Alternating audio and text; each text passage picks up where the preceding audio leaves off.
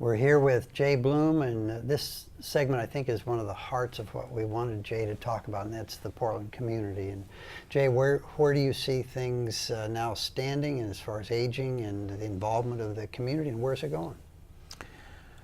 Well, for a number of years, I have felt that Portland could be a national leader in aging and building a community for all ages. In fact, I did a task force report worked with Ted Wheeler when he was county chair, and the title of the report was "Everyone Matters: Building a Community for All Ages." And there's an individual by the name of Richard Florida who studies where does talent go in the world, including the United States. And he came through Portland about 7-8 years ago, and I remember him vividly saying Portland is one of the few places in the United States that attract all three generations. They attract young creatives, they attract people who are starting families, and they attract empty nesters. So I felt for quite a while that Portland is and even Oregon to some extent, is kind of ground zero for intergenerational living. And for innovations in how to make it work. Right, and so there are a number of what I would call independent examples of how Portland is starting to become recognized nationally and even to some extent internationally in some of our aging work. We haven't quite grasped it, that we have that. You know, as a friend of mine says, 1,000 points of light does not make a beacon, but we've got we're in the process of developing figuratively 1,000 points of light. I mentioned Life by Design as an example. There's a pioneering program called Bridge Meadows that does intergenerational living.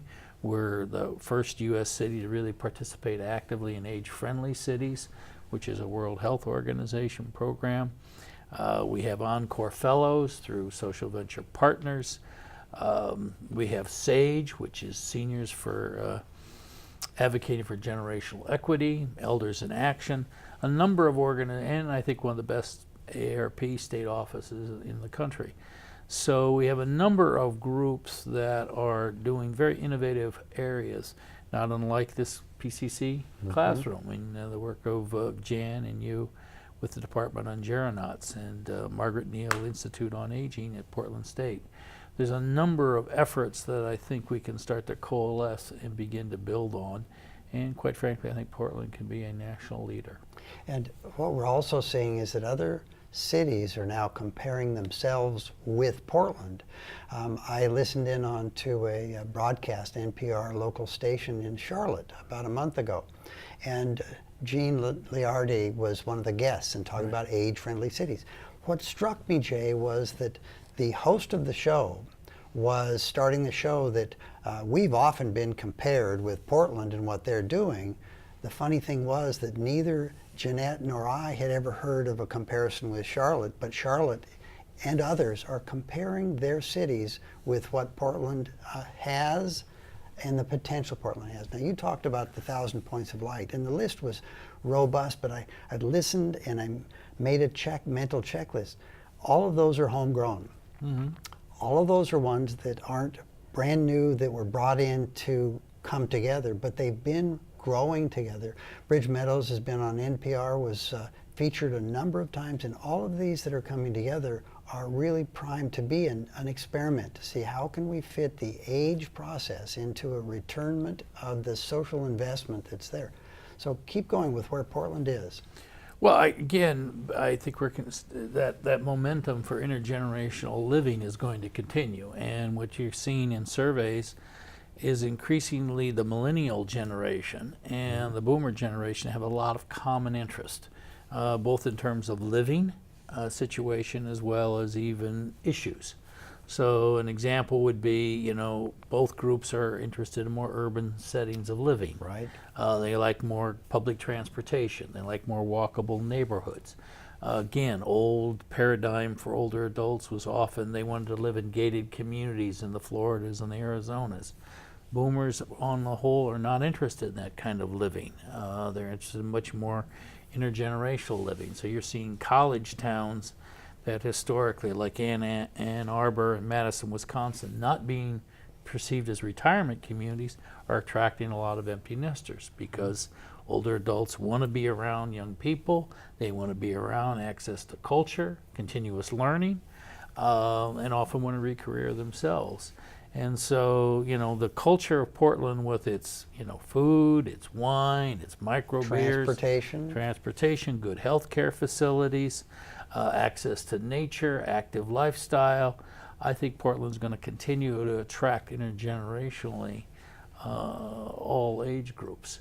And so the challenge for us in terms of community building is rather than just to have isolation of a lot of micro cliques or micro groups, is how do you bring them together? And what are your ideas? How do you bring them together?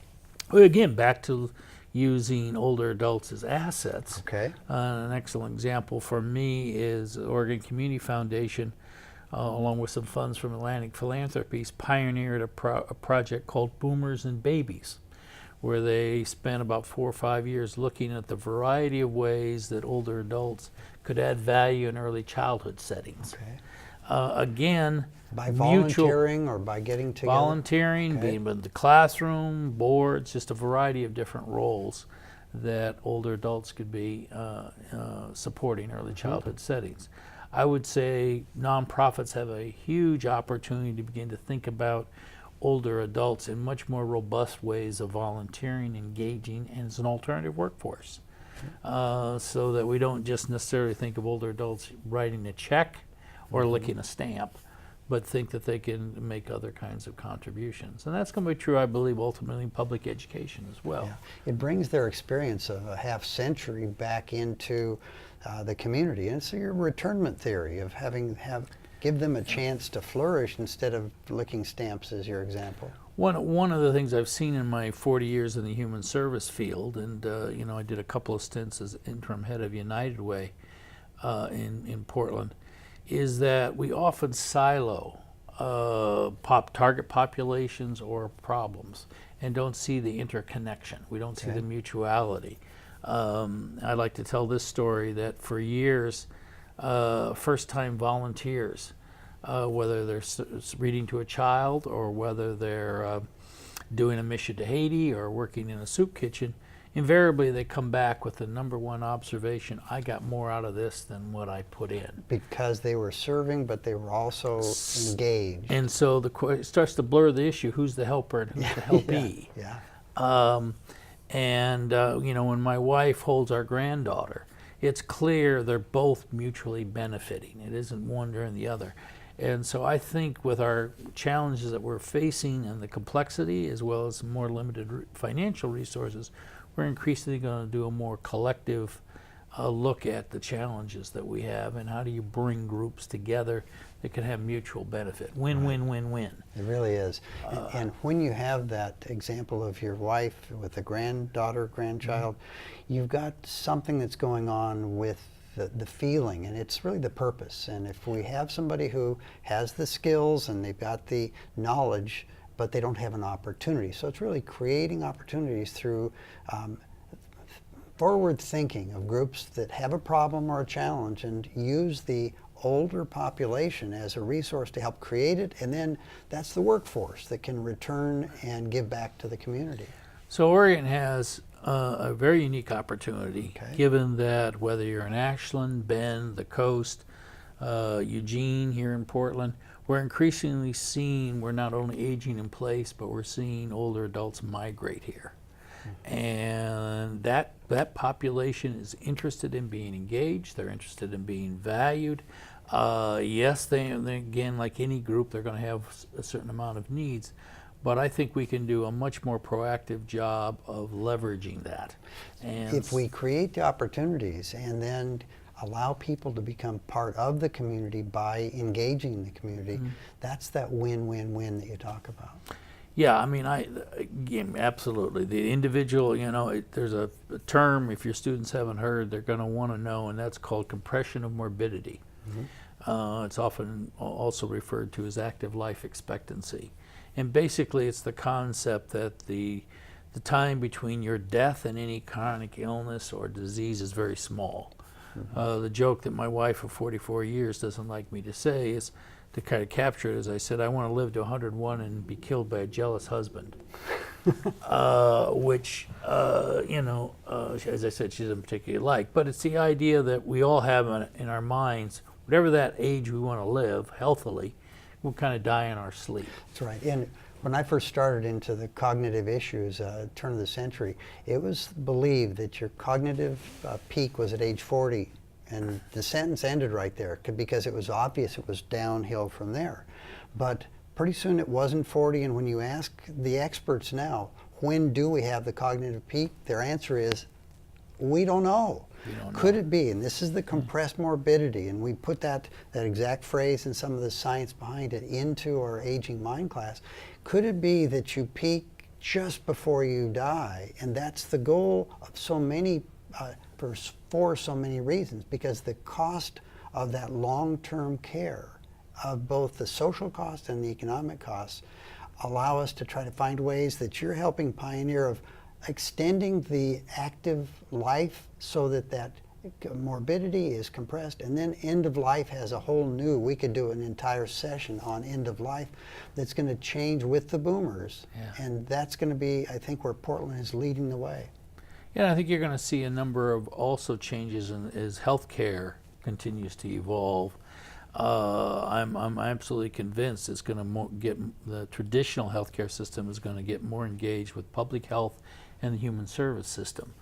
I had the opportunity of working in Hawaii for the state there in the Department on Aging, and work with their chronic disease self-management program. It's called their Better Choices, Better Health. Here in Oregon, it's called Living Well. And the whole concept is, to me, it's often very eerie. It's almost parallel to the AA in terms of Alcoholics Anonymous, in that you're teaching, and it can be done by a volunteer, you're teaching folks with chronic disease what they can still manage and do. So again, similar to AA, you teach an alcoholic, here's what you can do about your disease. And then they become responsible for doing it. So you become less of a victim and more proactive. Number two, you do it in a group format, similar to AA. You do it in a group format, so you have group support, break down isolation. And then you also have the subtle but equally powerful phenomena of the old Buddha statement of, I complained I had no shoes till I met a man who had no feet. So like AA, when you go to an AA meeting, you'll hear nothing but often horror stories, and you're sitting there going, I'm not as bad as that. Mm-hmm. You're in a group with chronic disease, no matter what it is, you're saying, I'm not as bad as that person, and suddenly you have a little bit more of appreciation. It could be worse. You're changing the mindset. And the mindset. And you're also, by that education as to what the best practices are, what the menu of options, that shifts the responsibility. And one of the things we're finding in this isolation and that is proved to be fatal to both the longevity and to the brain, isolation doesn't work, is that once somebody understands that they are responsible for something, they have a reason to get up in the morning and actually do something about it, and that's that motivation. No longer will people be dragged through the life course. We think they can be educated, motivated, and then they take responsibility for that. And I think the other part of that is then they can also, similar to AA, be support to other members and suddenly be of value. There's nothing more powerful than one human saying to the other, I need you.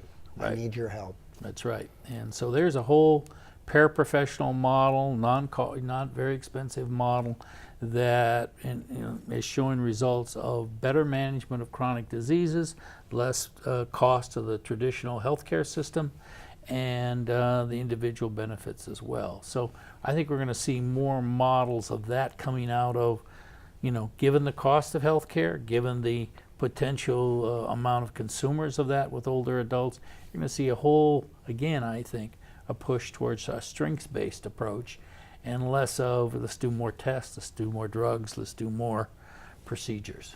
Okay, and with this, I'm going to close this session, and the next segment's going to be a new title I'm giving you right now, and that is you are an age futurist. Mm-hmm. Because you've been there, you've been here, and now I'm going to be asking you what's going to be the next over the horizon set of things that you think might happen here in Portland and internationally.